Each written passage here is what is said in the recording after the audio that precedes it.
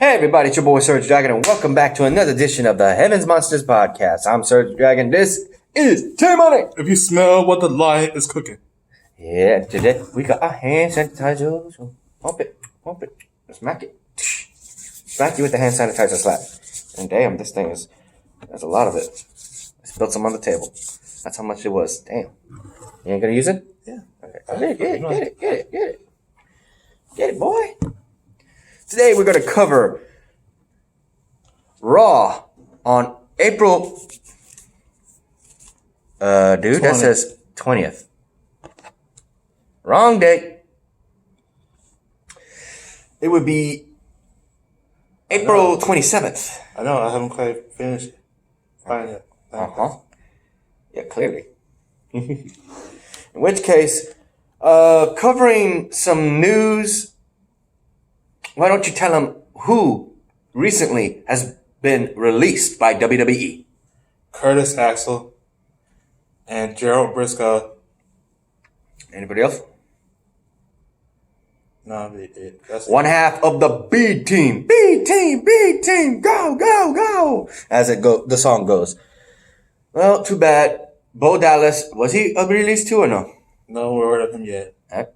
Mikey was asking about that. Yep. Curtis Axel, the son of Mr. Perfect. May he rest in peace.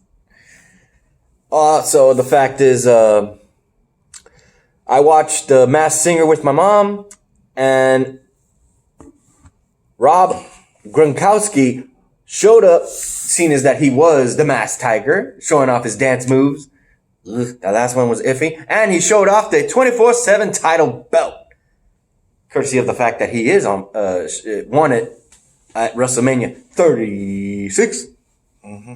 R-Truth is looking to get that title belt. I was surprised he didn't show up on the show and get it. I was waiting for that. If they allow it, but they're not going to do that. And at his home, yeah, that's what I'm saying. Yeah. I want my baby! They probably do it. No, only that can happen is if they invite him back to WWE. Gronkowski. He should. That title is property of WWE. Yeah, it's also property of Monday Night Raw. Yeah, it's property of the USA Network too. And he was last seen on SmackDown. Who? Rob Gronkowski. But you also know that they can't bring that 20% title to SmackDown. You sure? Yeah, because you know who. So you saying if it does happen, it's No. It's because USA Network has told that they don't not bring that title to SmackDown because it's ours. If Raw is signed with WWE, they can't bring it back to SmackDown. We'll have to wait and see. No, that's what this man agreed to. Yeah, that's what I'm saying. If things change up, they're not gonna change it up. That's what they said. I'm just letting you know. I believe you, but if things change, you know that wasn't in paper. It is on paper. We'll have to see. I'm just egging you, man. I know you are. I'm just egging you. I'm pushing his buttons. He wants to go with the. He's like, no, this is how it is. This is how it is. This is how it is. This is how it is. You sign a contract, it means you guys to let that tie has to stay. And you're not covering your face. You tell me, and now you ain't doing it. I got it out. I'm pushing his buttons. Push the button. He's doing it. He doesn't have that teddy bear to hug. Why would I need a teddy bear? When I got you as a punching bag. Because you meet your teddy. I don't got no teddy. What the hell? Anyway. See, this guy's fantasy is going cuckoo. No, I'm mentally unstable. Yes, you are. I'm crazy. Yes, you are. I've been like that insane in the membrane. Anyway, let's get to Raw because we're just having too much fun. Yeah. Okay, what's the first thing? Oh yeah, the VIP lounge with MVP. In which case, he introduces the 3 competitors representing Raw for the men's Money in the Bank ladder match. He would showcase Rey Mysterio, Aleister Black, and the guy he picks to win, because he beat him to qualify, Apollo Crews. They then go up again, then be interrupted, and this is kind of weird because MVP is supposed to be a heel, but he's being treated as a babyface by Zelina Vega and her 3 cohorts. Because he's doing both. They end up messing with the velvet rope, They just red velvet. Just kick it out of the way. And MVP's like, what the heck? You gonna disrespect my freaking lounge? Ultimately, Rey Mysterio says it that they want to fight and they're gonna get it. It's a 6-man tag that took up, almost 30 minutes of the show with the VIP lounge segment. Mm-hmm. In which case, this match would go on for so long that ended up having Apollo Crews win the match and actually pin the United States champion Andrade to get it. After that, it would be Andrade as well as Zelina Vega going mouthing off saying that he didn't deserve to get that title, that Apollo Crews is a nobody. Apollo Crews then goes up to that same reporter. What was her name? Charlie Crews. Charlie? Yeah. Well, Charlie tries to interview throughout the whole back area, in which case Apollo Crews looks at him and says, if they want to wrestle, if they talking about what, because they did say this, because he doesn't deserve this title shot. But they mopped off, and it's official. Later on, they're having a United States title match, meaning they're getting paid double. They paid by the matches. So next, they've been doing that for years. Yeah, I'm just letting you know. I'm letting them know. No, too. See what the hell is going on? Your phone is doing it too. The hell? It's not just mine. I thought it was just mine. No, it's yours too. You're not getting all the info.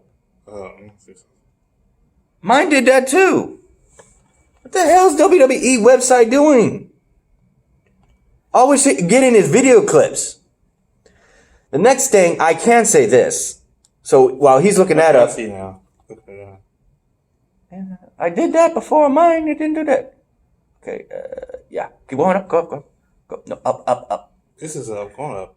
No, we saw that. We covered that. There you go. Next up. Nia Jax versus Asuka and Shayna Baszler in a ladder match. In a triple threat match. It wasn't a ladder match. Well, but they were beating the hell out of each other with ladders. Okay. Courtesy of the fact that Shayna Baszler, when she was the last person to come out, she immediately pulls Asuka out to the ring before the bell even rang. In which case, the bell didn't ring, period. The match didn't happen because these three women would beat the living hell out of each other, and the one last standing in the ring using the ladder as a weapon and showing once again why she's known as the irresistible force is Nia Jax. And her music plays, she is the one left standing, leaving Asuka and Shayna Baszler lying. And this was, dude, if this match actually happened, this is main event quality match right here. This is pay-per-view quality between these three as a triple threat. That would have been good. But nope, no match. It was just a straight-up fight with Nia Jax reigning supreme. Next. Bobby Lashley versus another amateur wannabe wrestler from the WWE Performance Center. He ends up whooping their ass and telling Lana to stay in the back because he didn't want to hear her mouth off, but so he get sweet talked as her as being nothing more than a distraction because of her beauty. You know, he didn't want to hear her mouth off. You know he did. Mm-hmm. Next. He's looking for a title shot too. Liv Morgan versus her former leader, Ruby Riott. Round 2. It wasn't bad enough that they did this last week, and I thought Liv Morgan qualified for the ladder match. Nope, it was just a fight between them. Oh, did you also know that he was talking about bringing Shayna Baszler to use her in a I guess they want to use a segment with her in it, but then they decided not to do that. They want to use Sarah Logan. Mm-hmm. But they said, no, we're not going to do that with Sarah Logan. We're just going to let her just be fired. In which case, Liv Morgan ended up winning this match again, proving that her win against Ruby Riott was not a fluke. Using the same move she did before, this flatliner springboard move that now we have a name. Can I look at your phone? Give me a second. Because it was actually announced, but it's not written here. Going up, flowing victim to Oblivion. That's what she's called. The Oblivion. So now we have a name for that unique style flatliner. The Oblivion by Liv Morgan. That's how it's found. Victim to Oblivion. Yeah, Oblivion. That's not obliterate, Not That's probably obliterate. not a name. That's just what they're saying. Yeah, that's the name of the move. No, I'm saying that's probably Oblivion. No, I'm saying that's probably not the name of the move. That's probably what they're saying.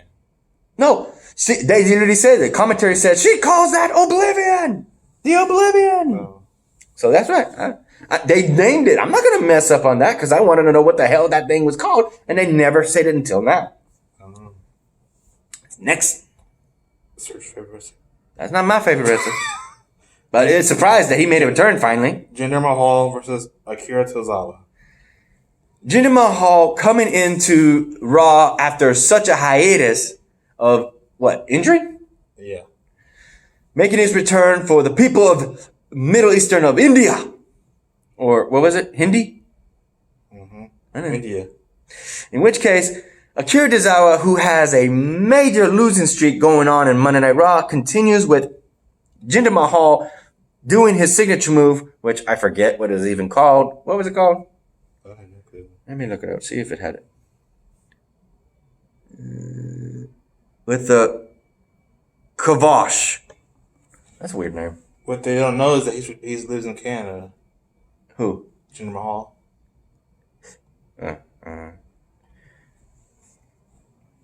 Akira Tozawa is definitely on the winning streak over there. Well, one winning streak right now in the Cruiserweight tournament, but we'll cover that later.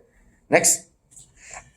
United States Champion Andrade versus Apollo Crews. In this match, it was very entertaining, but sadly, the match had to be thrown out by the referee courtesy of two incidents. One where Apollo Crews' knee was tweaked and then further damaged thanks to his jump that he was supposed to hit Andrade, but it landed on his foot and it just hurt his knee even further to a point the referee called it and he couldn't wrestle.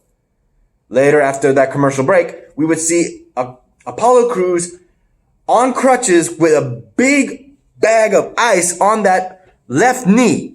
I had to pay attention because from my angle, it looks like it might be his right knee. Nope, it's his left knee. That's his left, not mine. So, he once again, what was her name? The interviewer? Charlie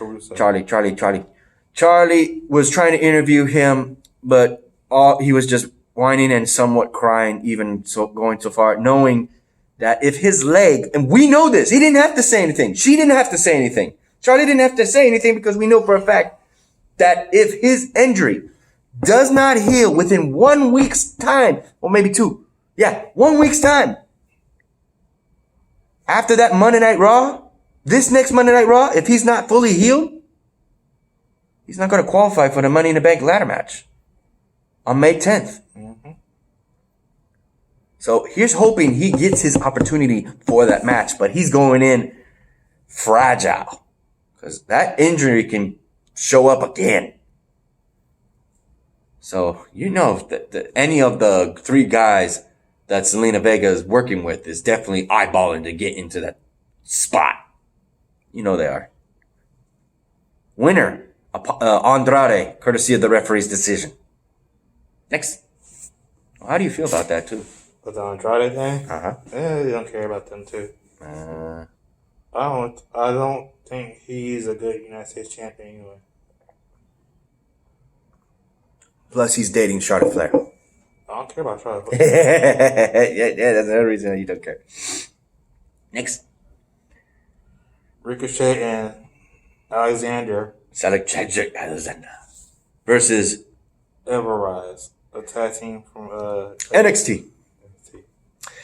These guys would once again show why they are the fastest rising tag team in Monday Night Raw. So much so that MVP switches from babyface to heel when he finally gets himself some talent to manage. Case in point, the guys who have been showing up on Monday Night Raw, I can't pronounce their names. Stathard, Thorne, whoever the hell. Does it say who they are? Does it say? Shane Thorne and Brandon Vink. Thank you. That they are the new talent and they are going to prove that they are, famous words, and Xavier Hill's favorite, ballin'. And Cedric Alexander as well as Ricochet are like, what? Bring it. Let's go. Like they're going to fight right now again. They're the second tag team that maybe has brought in professional wrestling. Mm. Who was the first? The Wolves. Yeah. Wolves of what? The Wolves. Was Eddie Edwards and David Richards? Oh, you saying WWE? No, I said that. I said the first tag team that MVP has brought in professional wrestling. Okay. Next. Drew McIntyre and Seth Rollins in a contract signing. Yeah, this is good. Even Renee Young was already saying that when Drew McIntyre was telling your boy Jerry the King Lawler to get out of here because you know how this always works. He goes and says, you know what? It signs it right there, and it says, you say what you want because I'm in. Well, you already know Jerry King Lawler has been around for years. You know how it works. Mm-hmm. They're telling him to get the heck out of here for your own safety. Ever since he was the one that was doing this years ago back in. Uh-huh. The one that was doing this was Jim Ross. Oh. Also, the fact that after Seth Rollins says, I don't want this, I have to. It was like, they're just making up all the excuses. In which case, after he says what he had to say, and I courteously don't care what he had to say. I really don't. What happened to Seth Rollins? But I will say this much. Freaking Drew McIntyre threw the S-bomb. He says, you know what, Seth? You're really full of shit. He said it. Oh, damn. That was not censored. Oh, that was not censored. Of course not, because they're using curse words now. Yeah. Well, they weren't supposed to. It's censored afterwards. It was censored. Every time they replay that, they go beep. Sometimes they do that. Sometimes they don't. No. Every time. I paid attention. I'm waiting for them to say S again. The only way you can do that is if you go back to your DVR or a router that is unedited. No, I'm talking about them doing that for years, and sometimes they censor. Sometimes I meant that clip specifically. Yeah. Oh, you're talking about seeing that clip now, ever uploaded again or shown, will always be filtered. It'll be beep. Be edited. Sorry. Yeah, so basically, after that, Drew McIntyre was getting the one up, should I say, on Seth Rollins until Buddy Murphy showed up and tried to get the drop on him. They hugged it out between Buddy and Seth, and for his trouble, he get Claymored, and Seth Rollins just watching as knowing that Drew McIntyre is looking to be the obstacle to gain the title back, but is going to be the wrecking ball that's looking to just put his ass in the hospital. Your thoughts on that? Pretty good. I'd say this. I think that match is going to be better. And Money in the Bank. Yeah. All right. I got the NXT on my phone already. That's the only match I'm going to care about in the Money in the Raw. Money in the Bank. In which case, we would have the return of Mark Henry, Booker T, and Christian on backstage, and they just cover up a lot of stuff that's going on with WWE. It was nice. Christian said he wants to wrestle again. They allows him. Oh, did you also know? I didn't even cover what Rey Mysterio said. If they're about they're about to tool him in WWE, he said that if he will retire. If they want him to have. Oh no! Oh yeah! I know what you mean. You're talking about. If he will retire, he will put his mask on the line. Oh no! Is that what they said? Yeah, that's what he said. No, he said if it was actually posted on what you sent us. He put this on. He brought this up to if he ever had to put his mask on the line in a match, he would. Is what he's saying. Not retire. He's saying his mask will be on the line because, courtesy of what's been going on in the storyline, he wants to wrestle with his son Dominic. No, he said a singles match, bro. Yeah, in a singles match. Yeah, but he said but when he forgot to put that part retirement though. Nah, that's what he said on his Twitter. Nah, that ain't right. Mm-hmm. That sucks. All right, next. Oh wait, that was it. Because he said he was getting old. In which case. Other than WWE backstage, they had Shawn Michaels on there. They had, I think they had Charlotte Flair again. I could be wrong. Ultimately, it was just nice talk. It was a good talk between those individuals.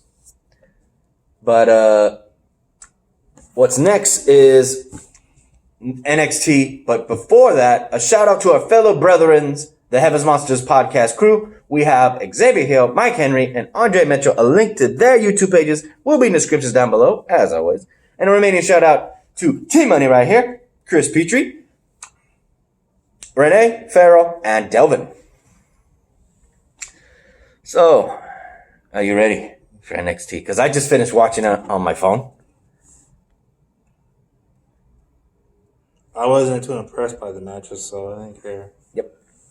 We have the qualifying match for the tournament still going on for the Cruiserweight Championship tournament to crown a new Cruiserweight champion, NXT Cruiserweight champion at that.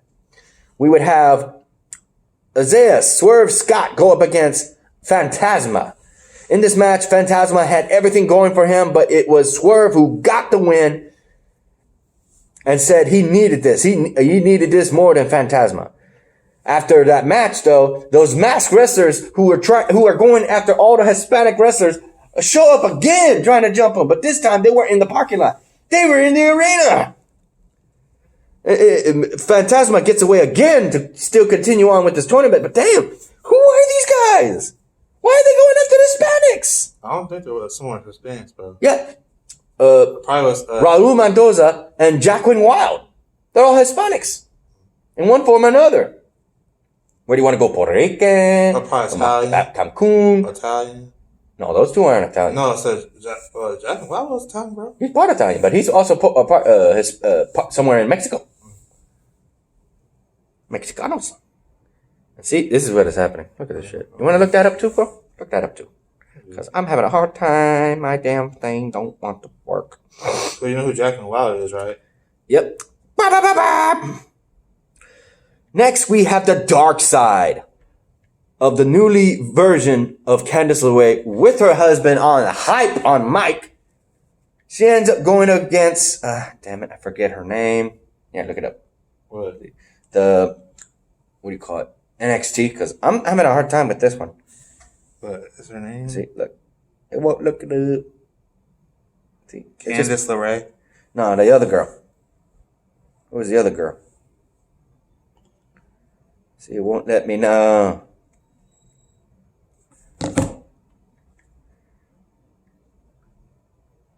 See, I gotta click on the video.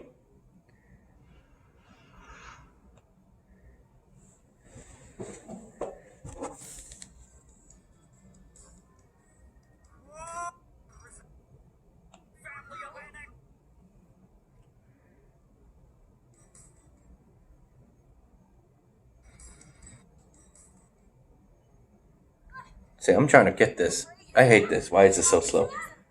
Yes, please get that.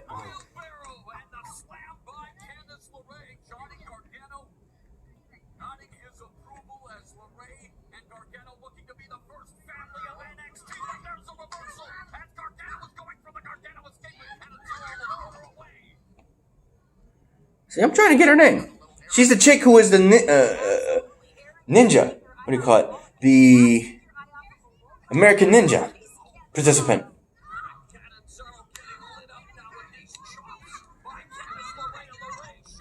Casey Catanzaro? Yeah, she ends up going up against Candice LeRae and sadly just getting brutalized in that match. She fought hard, but Candice LeRae wins the match with a very brutal, as he calls the evil stepsister. The wicked stepsister. A wicked stepsister. Thank you.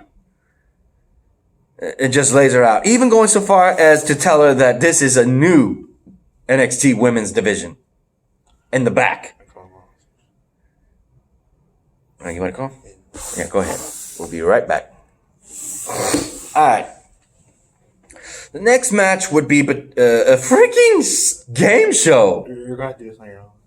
Yeah. We can finish this before she comes. Is she out right now? She said, go ahead and go. Wait. We're going to finish this real quick then. It would be Matt Riddle with his tag team champion partner, Timothy Thatcher. In which case, they just did a freaking promo where they're testing their friendship, and it did pretty well. until Imperium shows up and beats the living hell out of both of them, laying out in the ring, making that statement that they want the NXT Championship Tag Team Gold. Next would be the one-on-one match between Mia Yim and Charlotte Flair, and Charlotte Flair ends up making her tap out. And Io Shirai shows up and says, next week we fight. And it's happening. For the NXT Women's Championship, Charlotte Flair will fight Io Shirai for the title on the line next week. Did she say the title's on the line? It said it. NXT Women's Championship. Oh. I was paying attention thinking that Mia Yim was going to get it. Nope. Next we have Thorne again. One of the MVP was Shane Thorne. Shane Thorne goes up against Dexter Lumis. Dexter Lumis makes that guy pass out. Damn, not looking good for MVP when his freaking guy loses in a singles match. Next is Drake Maverick going up against Tony Nese in the Cruiserweight tournament. Everything was going up against the man who literally is a free agent, courtesy of him being released by WWE, but still participating in this tournament. In which case, by some miraculous, he uses an avalanche-style bulldog onto Tony Nese and wins the match. He moves on in the tournament 1-1, while Tony Nese is 0-2 with no victories in the tournament. That's not looking good. Finally, my brother, we have the main event of the